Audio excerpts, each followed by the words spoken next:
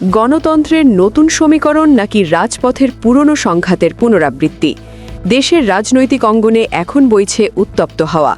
সংবিধানে গণভোট প্রথা বাতিলের পক্ষে বিএনপির অবস্থানকে কেন্দ্র করে ফুঁসে উঠেছে ছাত্র জনতা ও জামায়াতে ইসলামী।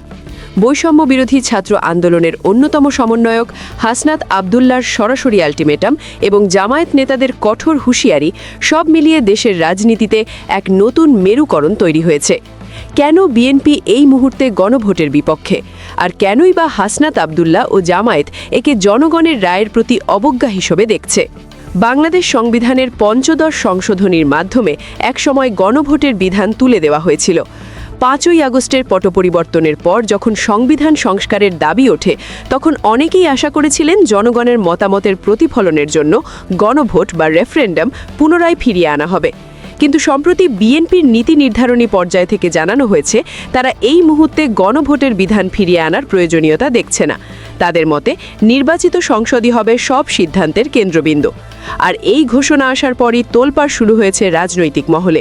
বিশেষ করে বৈষম্য বিরোধী ছাত্র আন্দোলনের অন্যতম মুখ হাসনাত আবদুল্লাহ এবং জামায়াতে ইসলামীর শীর্ষ নেতারা একে স্বৈরাচারী মানসিকতার অবশিষ্টাংশ বলে আখ্যা দিয়েছেন।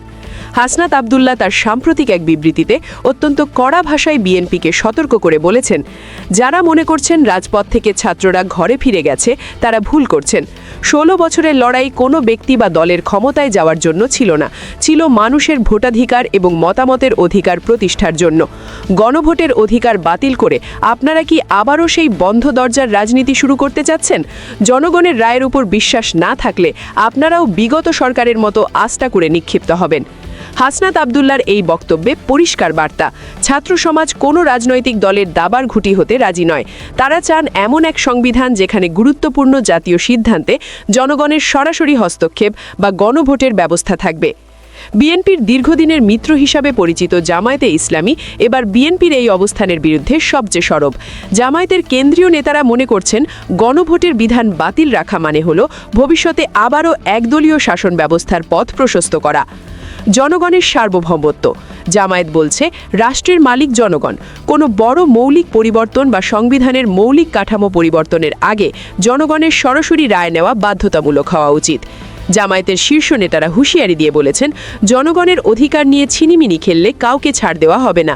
বিএনপি যদি মনে করে তারা একাই সব সিদ্ধান্ত নেবে, তাহলে তারা ভুল স্বর্গে বাস করছে। তবে বিএনপি তাদের অবস্থানে অনড়।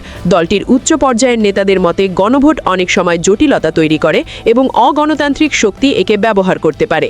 তারা মনে করেন একটি অবাধ ও সুষ্ঠু নির্বাচনের মাধ্যমে যে সংসদ গঠিত হবে, সেই সংসদের উপরই জনগণের পূর্ণ আস্থা থাকা উচিত। বিএনপি চায় সংসদীয় ব্যবস্থার মাধ্যমে দ্রুত স্থিতিশীলতা। অন্যদিকে হাসনাত আবদুল্লাহ ও জামায়াত চায় চেক অ্যান্ড ব্যালেন্স, যাতে কোনো দল ক্ষমতায় গিয়ে স্বৈরাচারী হতে না পারে। বিগত সরকারের অধীনে তিক্ত অভিজ্ঞতার কারণে ছোট দল ও ছাত্ররা বড় দলের উপর পুরোপুরি ভরসা করতে পারছে না।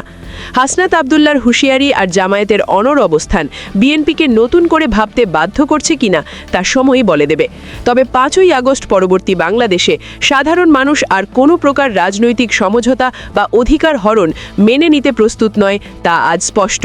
সংবিধান সংস্কার কমিশন এই জটিল পরিস্থিতির সমাধান কিভাবে করবে, সেদিকেই এখন তাকিয়ে সারা দেশ।